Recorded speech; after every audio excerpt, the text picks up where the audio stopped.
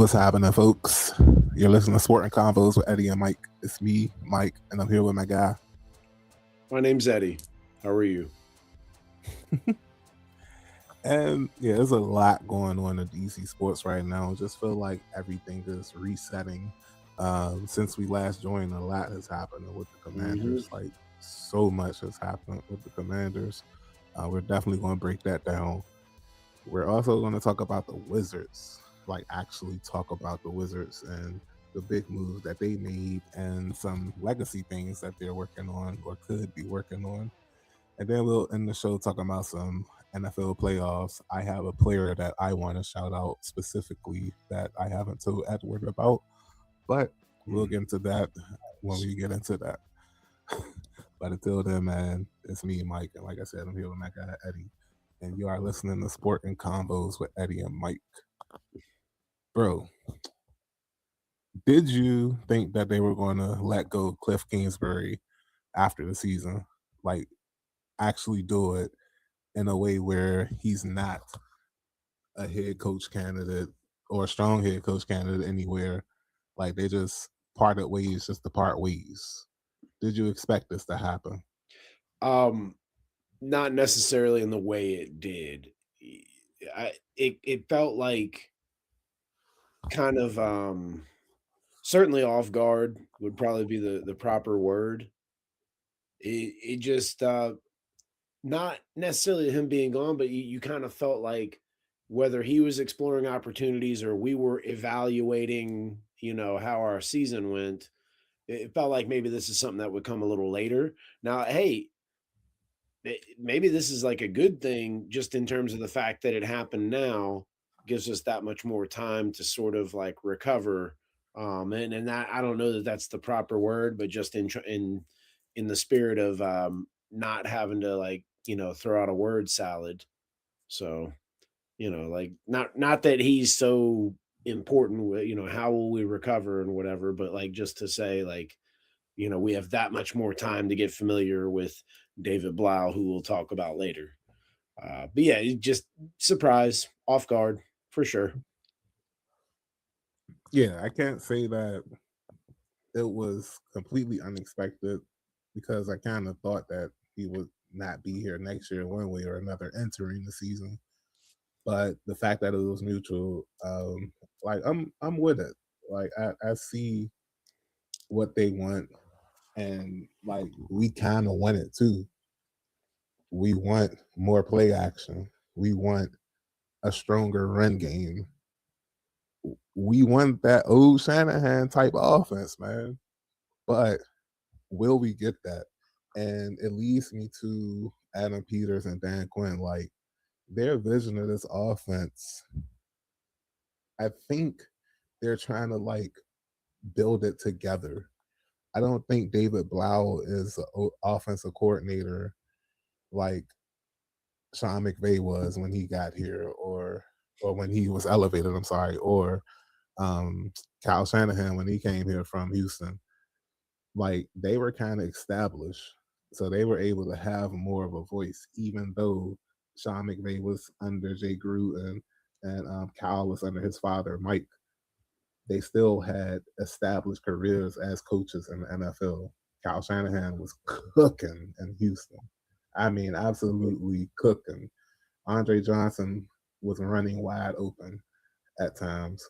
Knowing that you had to stop him, this man was still running wide open. It was crazy that Kyle Shanahan came in Houston cooking like that, with Gary Kubiak, by the way. So, speaking of Kubiak, we may be talking about them later. I don't know.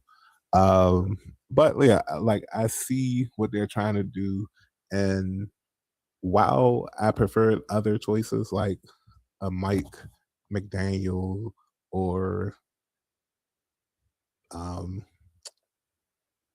can't really think of nobody else because I really Let's face it, everybody, Mike McDaniel's like kind of the darling of this little, off season kind of thing, as far as like could be a head coach, but then you could get him as an offensive coordinator. And obviously, I think a lot of, maybe if you're like the Lions or some of these other teams, everybody's kind of hoping that they can get a Mike McDaniels. And I really can't think of another offensive coordinator. yeah, they're hoping to get Mike McDaniels from like that first to second season with the Dolphins. They're hoping to get that Mike McDaniels, the one with Yeah, all the innovative, cool stuff, putting up 70 on the Broncos and all that nonsense.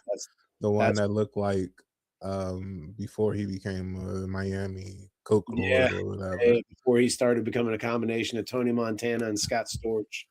Y'all wildin'. But Yep. um I say all that to say like David Blough, while he's the offensive coordinator and title, I think this is going to be a good like team approach to build the offense from the ground up. And David Blough, he'll be the captain of this ship.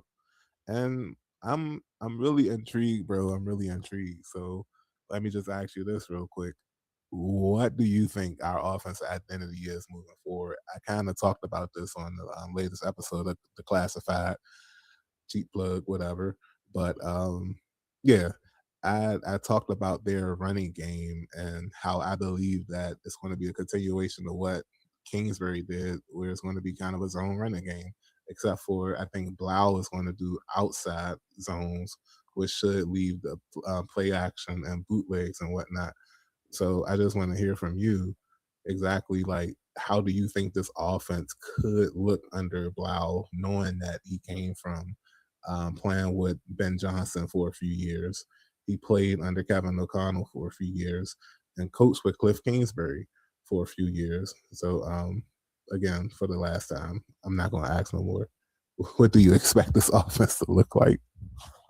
Well, what I think would be great is, and uh, I don't say this sounding disrespectfully, but Terry would be the guy by default.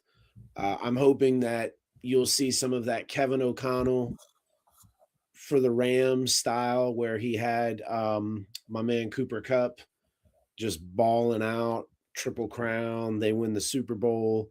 So hopefully he's able to, maybe take a little from Kevin O'Connell and scheme that for, and you could essentially, again, no disrespect to Terry, but there could be a number of guys that we could be scheming open for.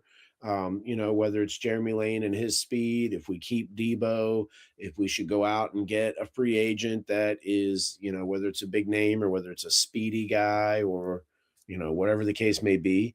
Um, Definitely some creative kind of razzle dazzle in terms of Ben Johnson. And then as far as Kliff goes, I'd like to believe that overall, we always complained about adjustments, but I do think our offense for the most part tried to adjust. Not maybe not every game, but you saw attempts, going forward, especially when you factor in the injuries and that we had overall we were not great at all. But there were some specific statistics. I think it was like when we got in the red zone and then like things of that nature. But anyway, so I'm hoping that we'll see a certain level of in-game adjustments and just trying to attack down the field because I thought overall Kliff schemed us going down the field, and it was frustrating in those games when he wasn't doing it because, especially year one, I mean, how many times was Jaden just like literally just a straight go route down the field? That I mean, what 3 or 4 times a game at least.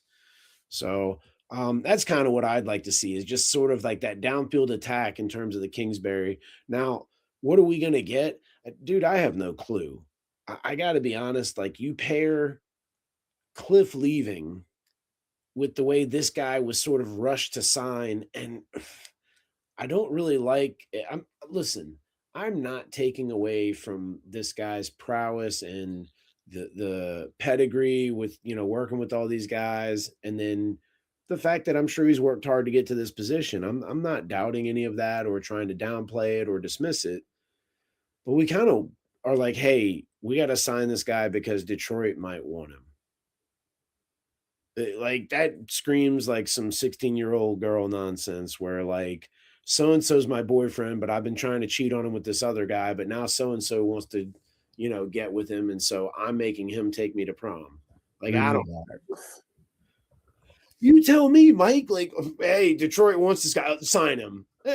how do we know this guy doesn't have the agent of the year that made that up and told Washington, hey, like, I'm from Detroit, I want David Blough, and then now his agent looks like a genius because his guy just got, a deluxe. No, I just think it has more to do with Jayden Daniels than Bama's want to believe or admit. I just think that they have a connection and it's something that they can build together. Like I said earlier, as a unit, the coaching of Dan Quinn, Anthony Lynn, whoever else they bring in. So far, they brought in DJ Williams, D. Williams, if that sounds familiar. Yes, that is Doug Williams' son.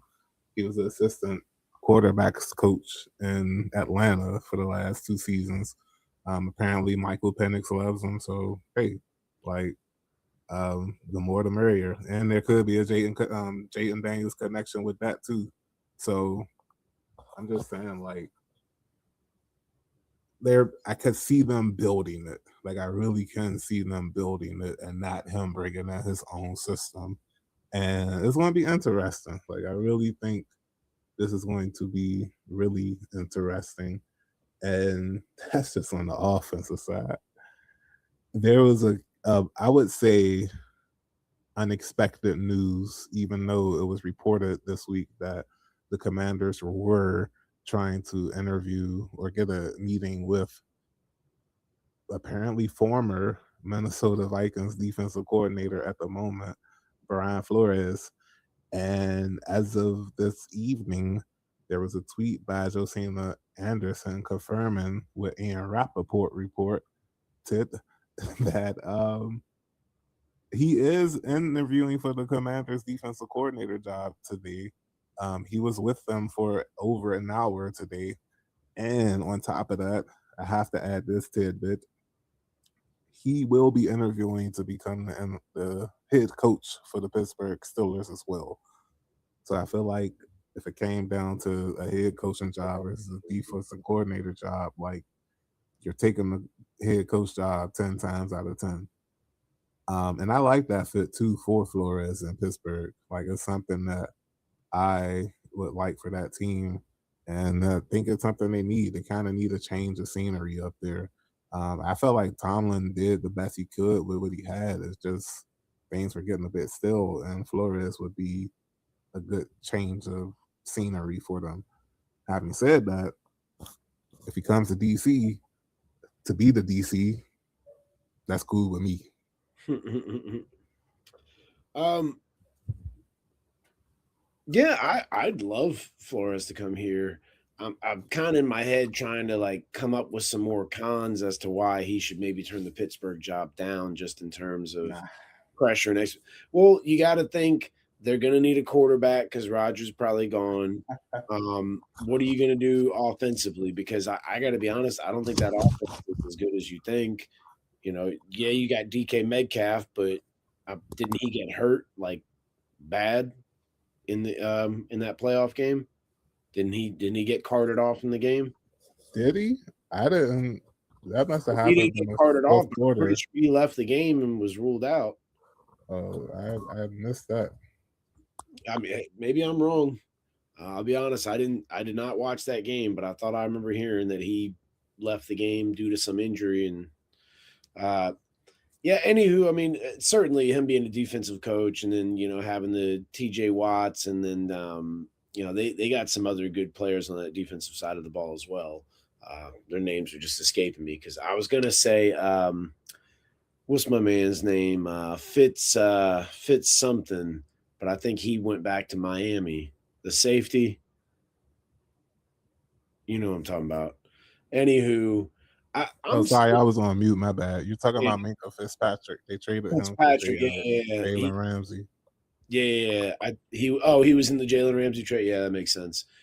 I just think this could also be one of those things where like maybe come be our coordinator for a year or two, and then like a better job opens up. But at the same time, that Steelers job could, yeah.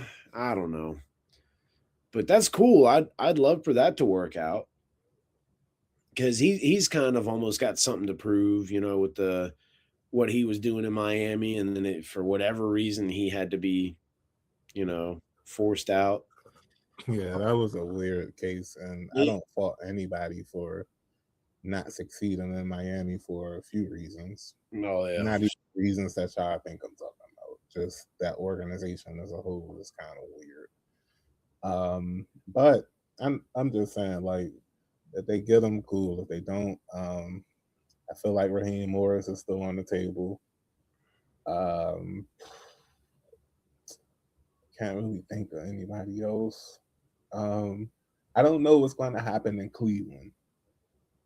And I guess we could talk about this for a second because there's really nothing else more to talk about with the Commanders right now. Well, hold up now. I'm still kind of, on this whole thing of like, we almost for a little bit were looking like the Snyder era Washington team with everything going on with Kliff, because first it's Kliff and Adam Peters are beefing. I guess whether it had to do with Kliff's criticism of Terry needs to be here, and how that was perceived, and then it kind of seemed like, oh well, Dan Quinn makes all those decisions, so was there an issue between one of the three of those guys? I mean, obviously more so Kliff and Peters or Kliff and Quinn, or did Kliff say, hey, I'm going to, be really trying to find a head coaching job, and they decided like, well, let's let you go ahead and get on that, and we can get a coordinator and kind of really, you know, get like I was saying earlier, kind of, recover from all this and like get ahead, going forward. So, and then add in Blau. Like, we signed him, so we rushed to sign him quickly. And I'm not saying he's not like worth it, or, doesn't have anything to offer or bring anything to the table. It seemed like we're signing him so somebody else couldn't. Yeah, So I mean, that I whole thing guess bothers me. The whole thing bothers me because it really seems like, maybe Dan Quinn couldn't control Kliff, or maybe, you know, the way Kliff was running Jaden, and then he kept getting hurt, and Peters didn't like that. I don't know, but kind of bothers me a little bit that maybe there's some kind of like issue, and this is how we're going to take care of it. I don't know. I think it's more. I don't think there was a riff as everybody like. I get it. Like it seemed like that's possible, but I don't know. Like I really feel like they just wanted to change of philosophy because like it wasn't enough play action for me, man. And I don't know. I just feel like with a mobile quarterback like Jayden Daniels, you should run play action more. You should run more bootlegs. You shouldn't be as stationary as he has been. And Yeah. that could limit some injuries because most of the injuries that happen with quarterbacks happen in the pocket. So running him less and moving the pocket can both not only protect him but make the offense even more potent. And yeah, like I said, I feel like it's more with philosophies than um, disrespect or offense or anything like that. But I mean, I guess we won't know until somebody writes it in a tell-all book or something and be like, "Yeah, the Commanders era was weird and they really sucked." Like they said it was mutual, but they fired me.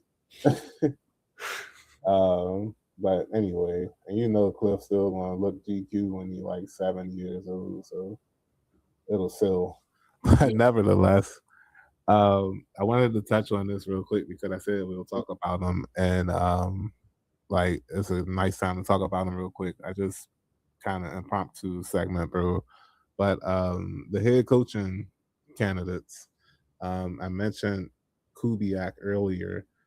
He has a son, Clint Kubiak.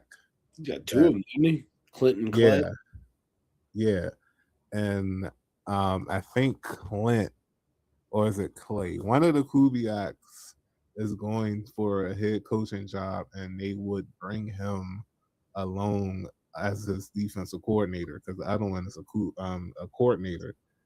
And if he goes to Cleveland, all of a sudden Jim Schwartz becomes available. And I'm like, if I can't get Brian Flores, I feel like Jim Schwartz would be the next best choice. Fire up the jet. Go get him. Whoever, like, bring magic.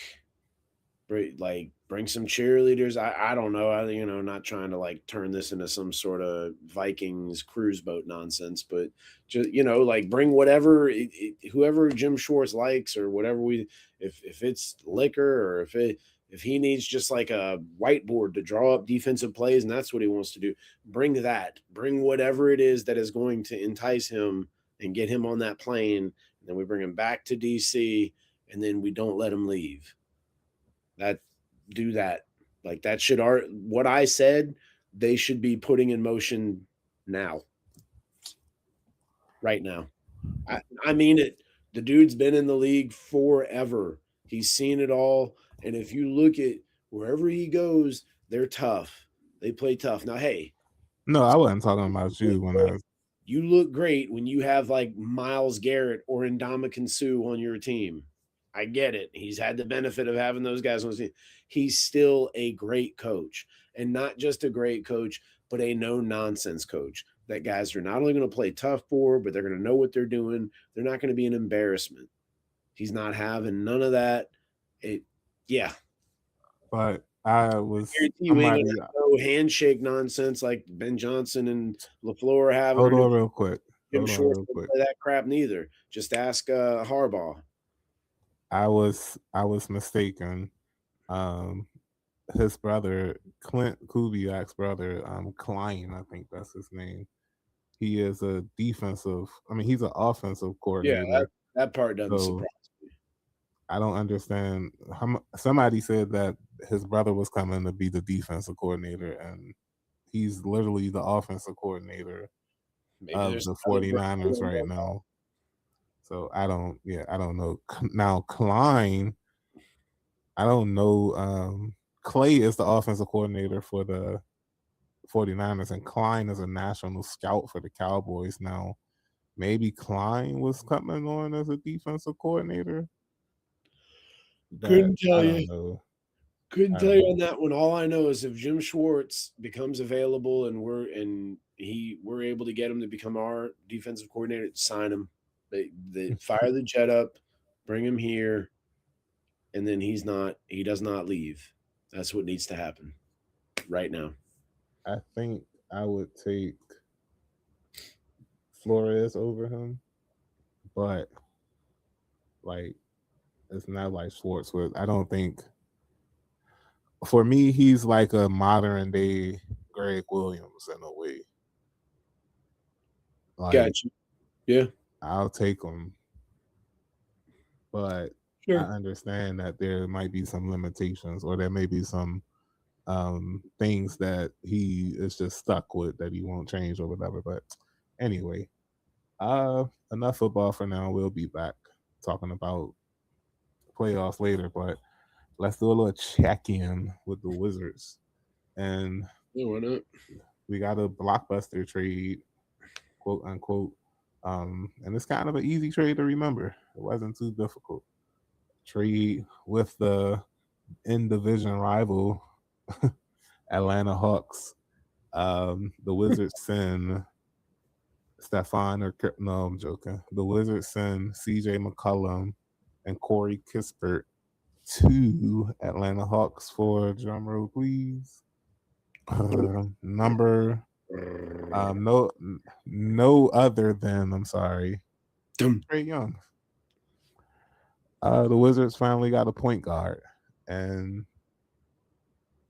I like it. Like, you don't give up too much. Sure, we didn't get any picks back for taking on a big contract, but like, do we really need any more picks?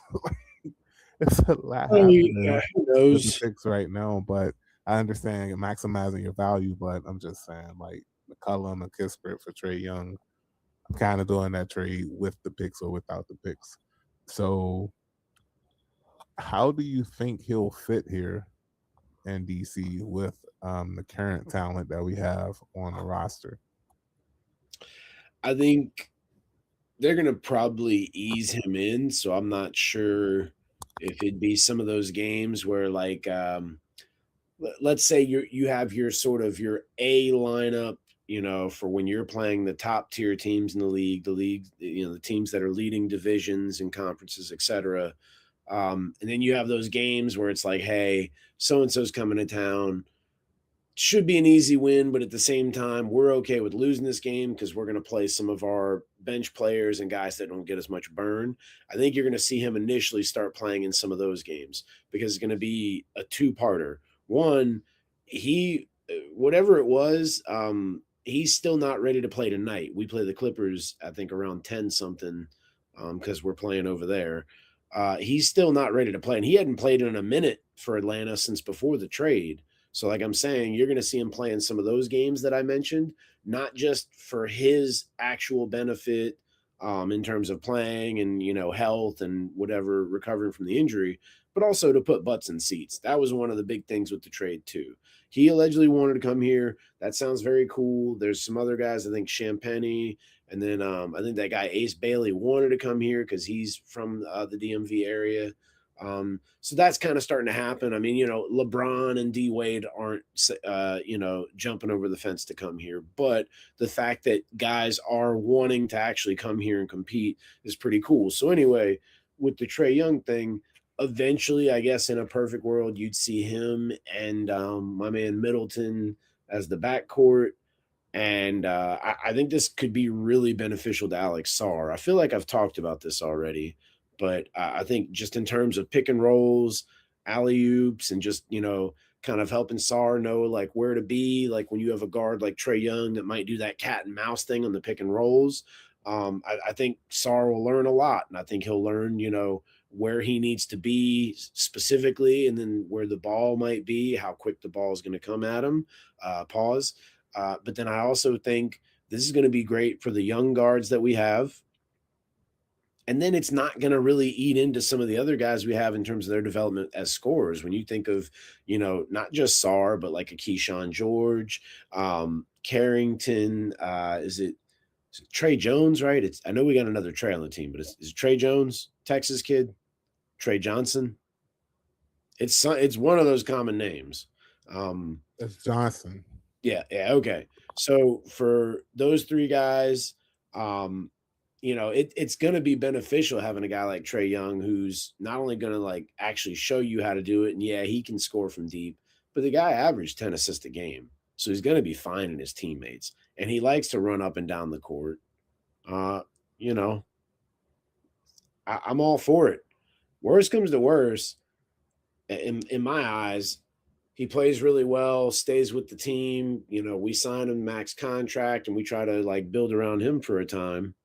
Or another great scenario, uh, which does go against my whole you don't know what a draft pick's going to be, so there's no point in trying to play for higher draft pick.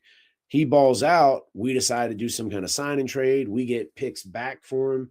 It's just going to further make that whole front office look like geniuses. Like in my mind, we did that whole thing, like these like nerdy influencer kid type. I started with a penny, now I'm going to buy a Lambo, and like I went from this to that to this to that, because it really is what happened with the Beal trade. Then we got Russ. We got CP3 for like a cup of coffee, and then now he's gone.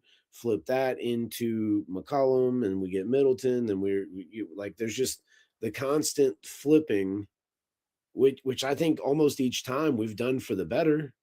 I like Russ, and I know he's still playing, but I think he had some great years with us, and then was kind of on the decline when we got rid of him. So I thought we did right in that situation, and I think we've continued to do right. So I'm excited about the whole thing. I think it's just going to be beneficial for everybody, and I do think it'll put butts in seats. I just think it's going to take time because I don't think that dude's ready. I can't remember if it's his ankle or what it is, but he still ain't ready. He ain't playing tonight, and I think it'll be probably another few more weeks. And I'm perfectly fine with keeping Alabama on ice Yeah. because we cannot.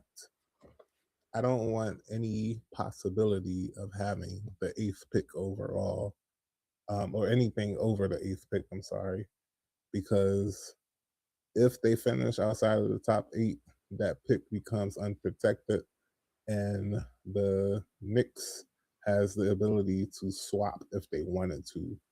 So yeah, we can't finish up. But See, that's right now there's a 2%, a 2.2% chance that, oh no, we're good. Like we can't finish lower than where we are right now, and that's fourth overall with the fourth best odds for the first round. I mean, for the first overall pick, because if you're in the fifth spot, you have a 0.6 chance of getting the ninth pick. And if you get the ninth pick, that pick goes to the Knicks. And let's face it, when it comes to the Wizards and the NBA lottery, my brother, 0.6 is like 60% for us. Like it yeah. just seems like we get the worst possible thing that we can Well, get. but my So yeah. my only issue with that mentality is the NBA is still going to screw us. They're going to we're going to end. We could finish with the best worst record or whatever you want to call it, the worst record, which should Hmm. put us at the number one pick if we're thinking NFL style, but it's not the NFL. Put them ping pong balls in that little thingy, and then somehow, uh, I don't know, the Pelicans are going to get the number one pick or some a team that I mean, don't. they actually have the best odds. They're the worst team in the league right now, the Pelicans. Well, still, And the Pacers are second. That's crazy. yeah. They were just in the finals last year. But I mean, that's what happened when Also, your star player get injured in the well, one got game injured, one seven. left. Miles Turner plays for the Bucks now. True that. And that dude's underrated, man. I think he's really good, but Is he underrated though? a little I feel bit. like I feel like the more than average NBA fan knows that Miles Turner is a beast. Okay, Like I don't know, bro. I'm gonna have to throw the challenge flag on that one. okay. Hey, you go right ahead. You go right ahead. That's the second time I All I'm challenged the saying is NBA. this happened because they made the finals, but I'm saying he's been playing for the Pacers, playing pretty well before Halliburton got there. Oh yeah, definitely, That's all. definitely. But yeah, I'm looking forward to see how this team grows. Hopefully, this is a nudge for Monumental and YouTube TV to get their act together. Because Yep. that's a big reason I haven't been watching the games. Monumental doesn't come on YouTube TV anymore. But of course, there's ways around it. But speaking of the Wizards, I don't know. I didn't do any research on this, bro, so I actually don't know what's happening. The last thing I heard when it comes to John Wall is that they were doing a bobblehead night for him, and people thought it was going to be a jersey retirement. So I don't know if that pressure from the fans is starting to generate that buzz towards a jersey retirement ceremony, or if it's just stopping at the bobblehead. So what you got? I just keep seeing posts about it, and it just I'm worried that like it's everything you look up. Like I'm even on the AI, like the whatever Google AI thing, and it's like not officially yet, but the Wizards are heavily hinting at retiring his number two jersey with social media posts and fan speculation. I'm gonna lose my French. I'm sorry for cursing. This has got to be the dumbest thing. Like, can we please stop doing dumb stuff? I am a huge John Wall fan. I can turn the camera with my laptop if you like. I've got about 3 to 4, maybe more than that, bobbleheads here. I got a couple of jerseys in my closet. I was all in. The Wall and Beal era might have been some of the best Wizards basketball we've had in a long, long time, and that says something both ways, unfortunately. But I mean, the progression of him coming in and just being a very, very talented, raw athlete, in my opinion. I'm not saying he wasn't skilled in high school or at Kentucky, But what I saw is a dude who could just literally run past everybody. It was very Iverson like. I'm just gonna like out athletic all of you, right? Could get to the rim whenever he wanted and did so.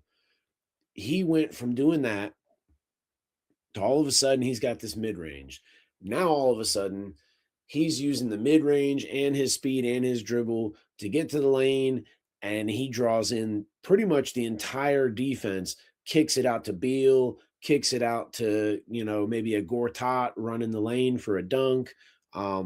He literally, to be honest, anybody who watches soccer, it almost is similar to Vinicius Jr., who's playing right now for Real Madrid. I don't just mention that because that's my favorite team. And yes, they're having a very rough little situation going on right now, but focusing on the Wizards part. Point is, both of these guys, young players, high expectations, very raw athletes that really, really put in the off season and even during the season the work to become skilled. Their bodies got more attuned to like the beating it would take day in and day out.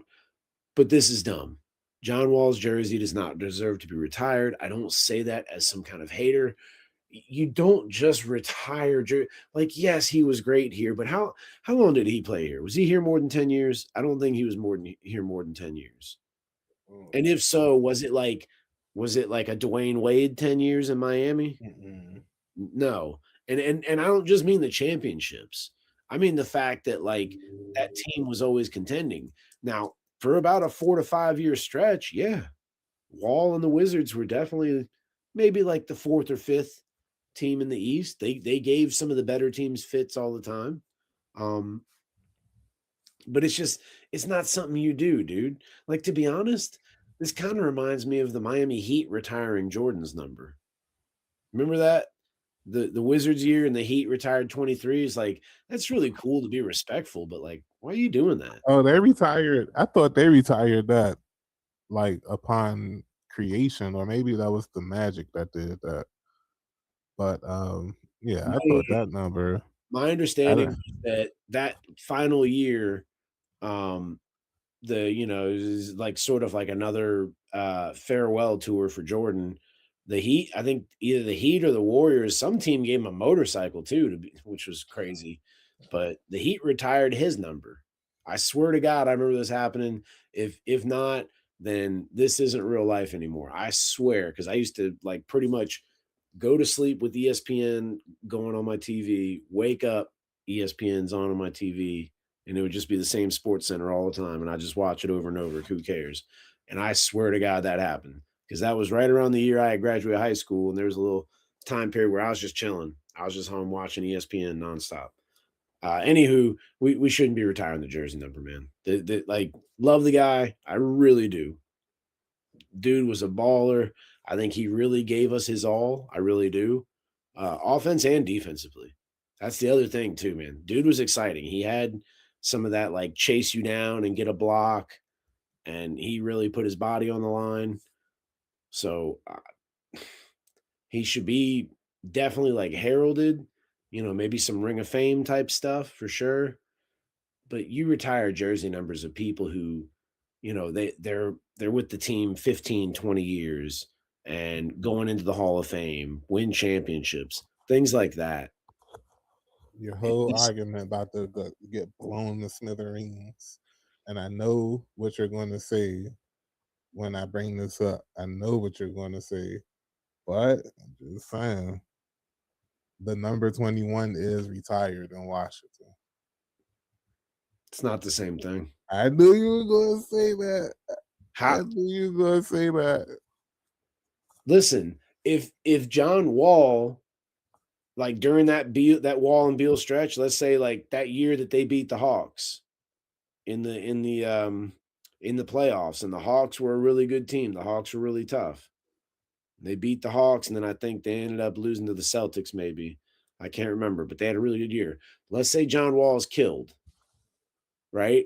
And so he was at kind of at his peak or ascending to a high peak, because at that time, dude was kind of loosely in an MVP conversation, certainly our MVP.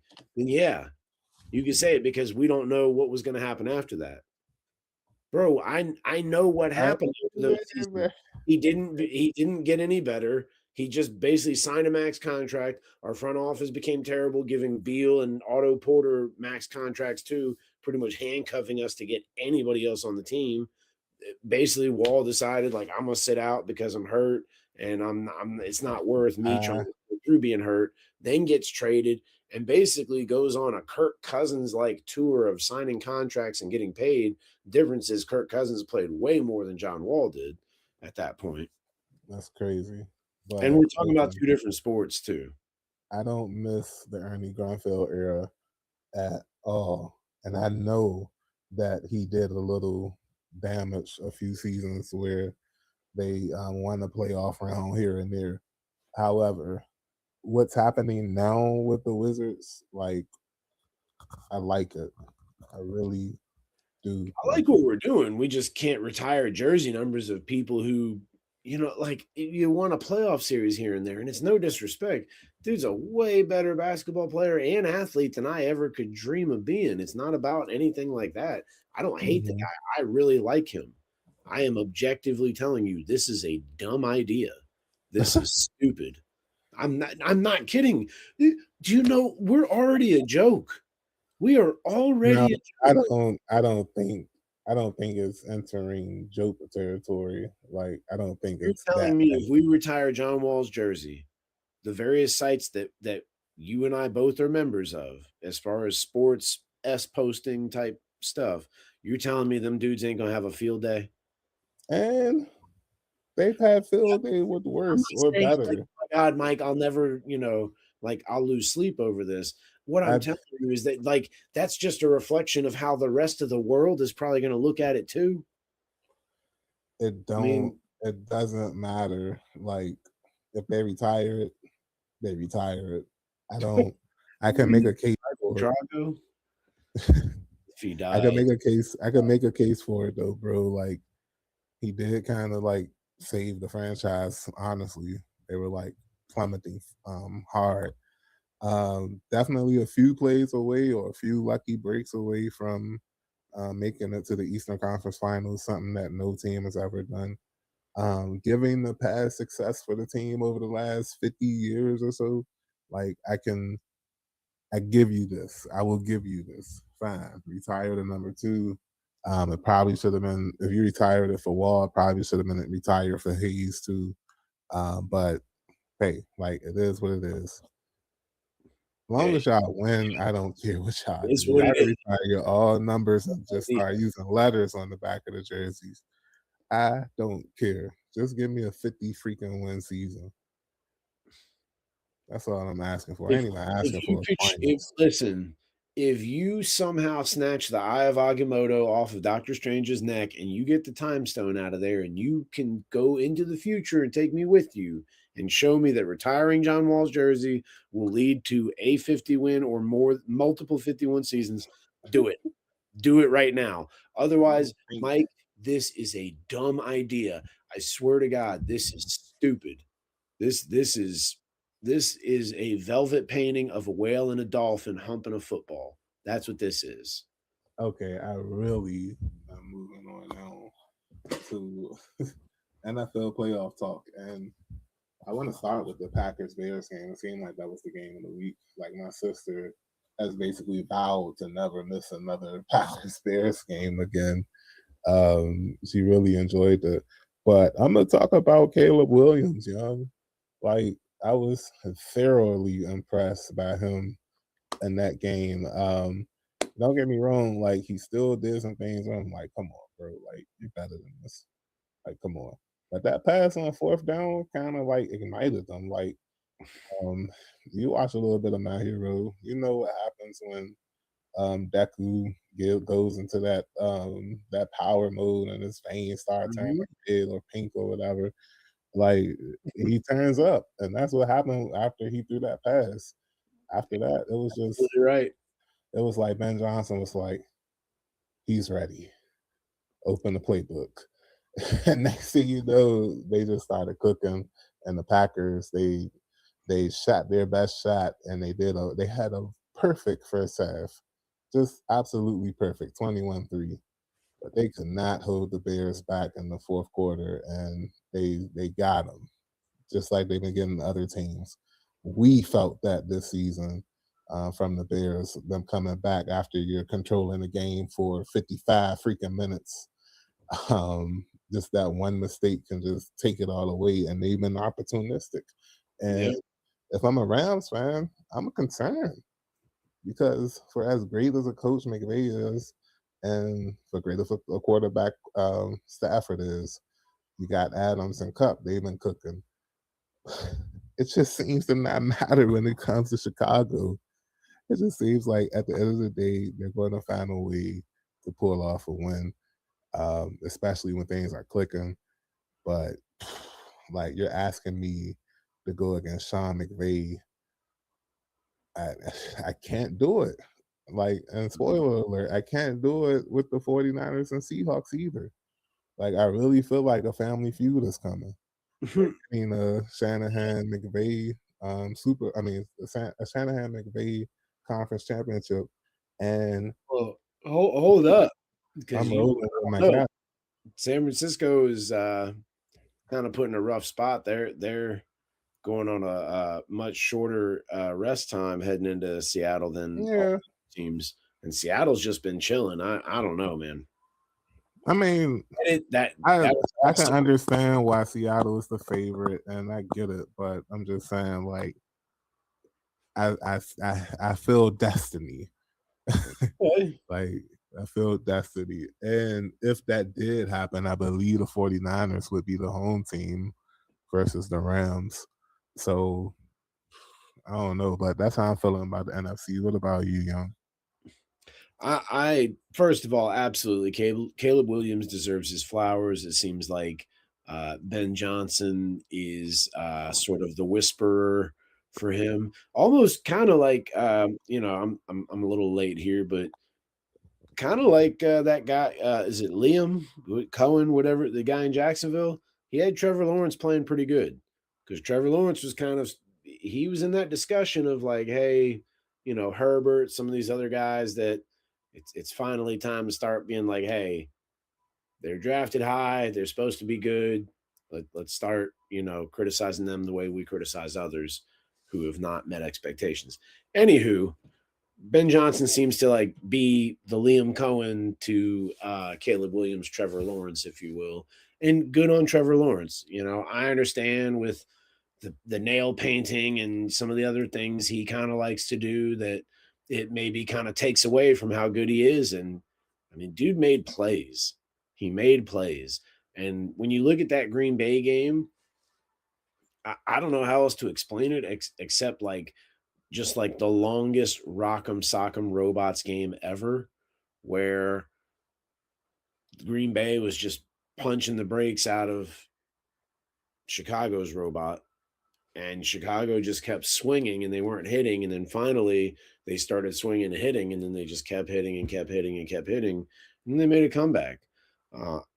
I think honestly, I don't know if he got hurt or if they just decided to kind of switch him from 1A to 1B, but moving Colston Loveland into a more prominent role on that team has paid dividends.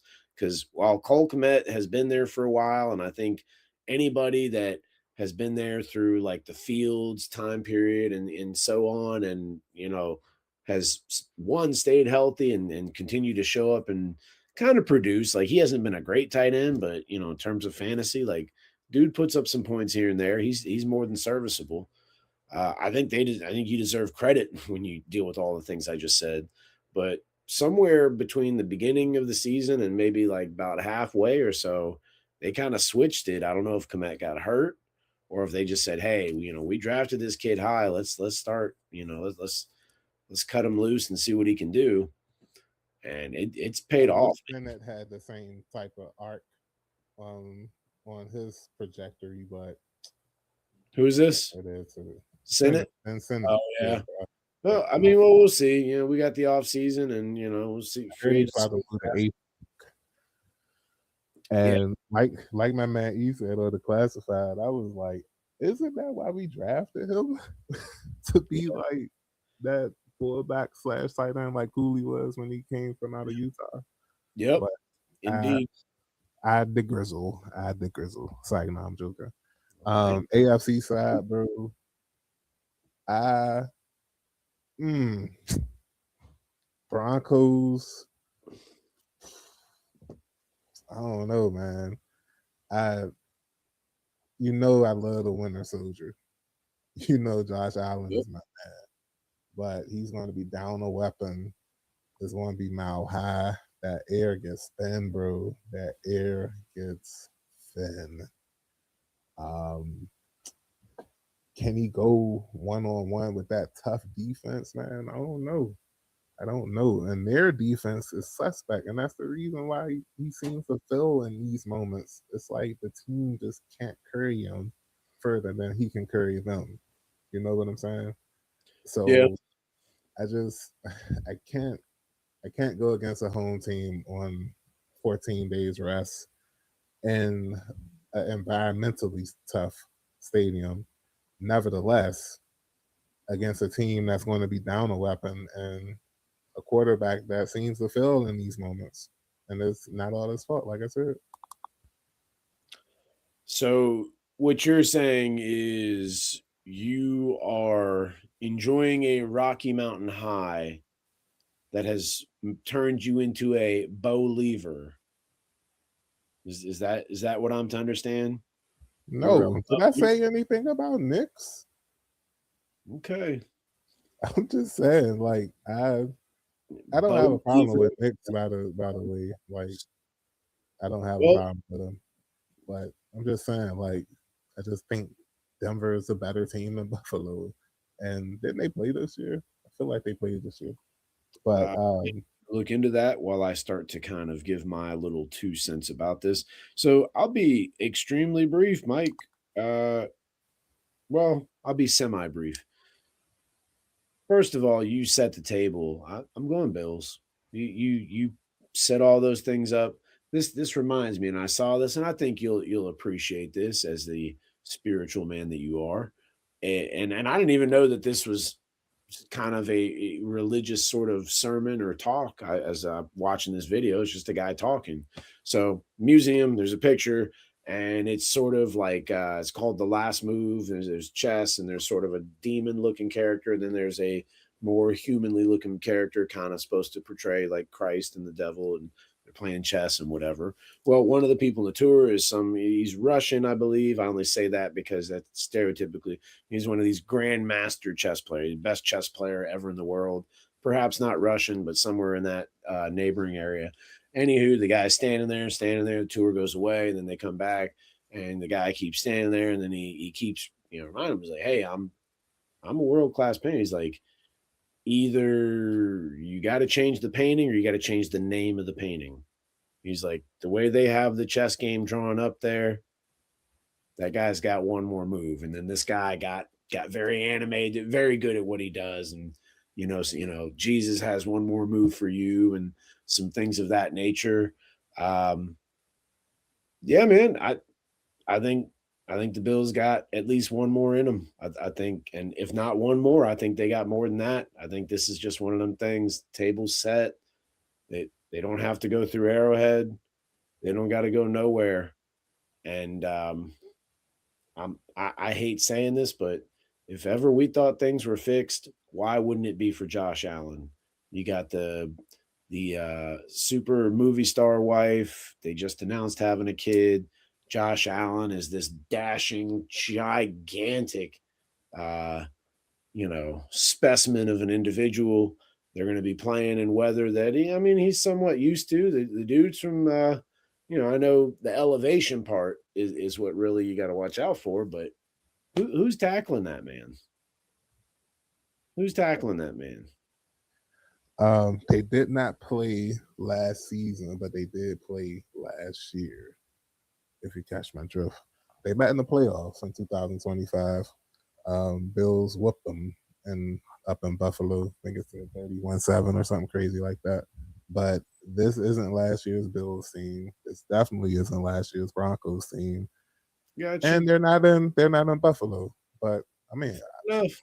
I want you to be right, bro. Excuse Well, me. but hear me out too, and I don't mean for the Patriots to catch a stray here either, but yeah, I don't really feel like either team played or beat a lot of good teams to get to where they're at. It's just the facts. It's not. It's the same with I John Wall's mean, jersey we number. could I'm say not hating that. people. We could say that about the Patriots, but they beat the Bills once already this season, Fair enough. and they had them on the ropes again the second time and couldn't finish them off. But at the same time, they're one of the 4 playoff teams left in the AFC. So, No, I like, got we you. can say that they didn't beat anybody, but they beat a team that's still in the playoffs and almost beat them twice. So I'm just Fair saying, enough. and I'll continue with the Patriots. Why not say that they're going back to the AFC Championship for the first time since Brady dipped on them? Y'all know how I feel about Drake May. That's my guy. If I was Peters, we would be in the era of May and not Daniels, straight up. And that's just me keeping the buck with you. Um, but the synergy over there, bro. Like I said, if I was Peters, we would have had what the Patriots had right now or have right now. Vrabel would have been our coach. May would have been our quarterback. And maybe we would have been off last season. But as you can see now, these Bama's cooking, young, and they're 2 games away from 3 games away from making it back to the Super Bowl. But can they handle that Texans jigsaw puzzle that had my man Aaron Rodgers had him looking like not the GOAT that he is? Let's just say that. So I'm a ride with the Patriots, but like that Texans defense is pretty good, bro. I'm gonna go Texans. Not just the defense, but I like the whole thing with Vrabel. He played for the Patriots, and they come in and they kind of have like sort of the no name thing going for him, right? Like Travion Henderson, young rookie, explosive. Drake May, high draft pick, but in general, outside of Stephon Diggs or maybe Hunter Henry, can you name me? Okay, Stevens as well, but I'm showing that you and I are heavy into fantasy football. Do you think most fans are naming me like the offensive weapons on that team, especially outside of the ones I named, the receivers? I Like, mean, did you name Stevenson, yes, Madre, and Henderson? yeah, Travion, Travion? first name. Okay. You got Diggs, and I heard you say Henry. Um, Matt Collins is injured. Uh, yeah, that's pretty much it, bro. That's my Like point. Is they're doing all this and they don't that's really have a lot of big names on either side of the ball. good players, though. Listen, I'm not hating. Like it's to add to the lore. I'm saying it's like this cool thing they got going on, but I just think I don't know what it is. I watch especially that defensive side of the ball. Those guys all seem to really like playing together. It's not The just Texans. yeah. You watch the way they celebrate with each other. You get a tackle for a loss, even if it's not. I mean, that's a big deal. But outside of a sack or a turnover for a score, like even like smaller plays like that, tackle for a loss, whatever, they're getting hyped up, and they got good players on that side of the ball. They got that rookie Anderson Jr. They got Daniel Hunter, Sheldon Rankins. They got some good players. They got what's his name, Stingley's grandkid. Um, yeah, they got. Eric. Yep, they got some good players on that team, especially on that side of the ball. And I think, yeah, sure, we got Tunsil from them, so their O line doesn't look as good as it used to. But Marks, Nico Collins, what was the tight end they got from Dallas? I can't remember his name right now. It's not. Is it Ferguson? No, Schultz. Yeah, Dalton Dalton Schultz. Schultz. That dude can ball. Yeah, that's my I guy. really think you're gonna see, as much as everybody expects, like script to be written for like New England to go on another Belichick and Brady like kind of thing, and Drake May is the MVP and all that. I think if anything, you're going to see that for Buffalo, and I think Houston's going to take care of business in New England. You know, I know they're at home and everything, but it's something about like Houston just kind of plays like a together style of ball. I don't know how to like a team. Nah, I'm with it though. So you got the Patriots, and I'm sorry, you have the Texans and the Bills. Texans and the Bills. I have the Broncos and Patriots. I'm going chalk on the AFC, but on the NFC, I'm not going chalk. I'm going with upsets in both games. And did you pick the Bears, or you didn't make a pick for that game? Did not make picks for that game, but who are the Bears got? The Bears got the Rams? Yes. Yeah, I'm taking the Rams. Definitely not taking no. They travel well.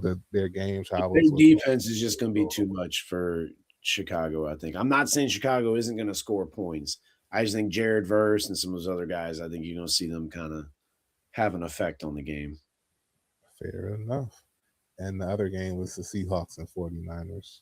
Seahawks. It's great, but the Seahawks are healthy.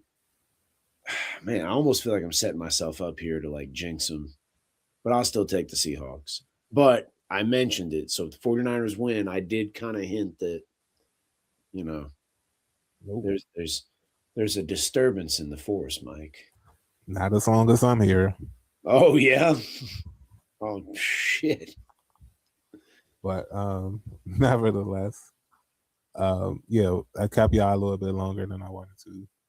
But we got a lot of stuff off. Like it is what it is. Is that hold on? You got on a Nike tech, or is that just a regular Nike hoodie? Just a regular Nike hoodie. I think it's just got this one random thing here because it looked like the long whatever. I mean, it's got the zipper, but I living out here near like Nike outlet. It's so many times they just got racks with stuff for the. I was about to say you're stepping out on me, eh? Like, I just got on a basic Ralph Lauren polo hoodie. Yep. Nationals fitted, of course. But anyway, that's enough with fashion convos with Eddie and Mike. And you've been listening to Sporting Convos with Eddie and Mike. And we're going to holler at y'all Bamas next week, probably. Maybe not. I don't know. Who knows? Not me. I don't know. But yeah, we're upgrading. Like we're at some point we're going to be down for maintenance, but we're upgrading to present better content for y'all Bamas. For those that's rocking with us right now, I greatly appreciate it. And yeah, have a good week. Good morning. Good night. You're welcome.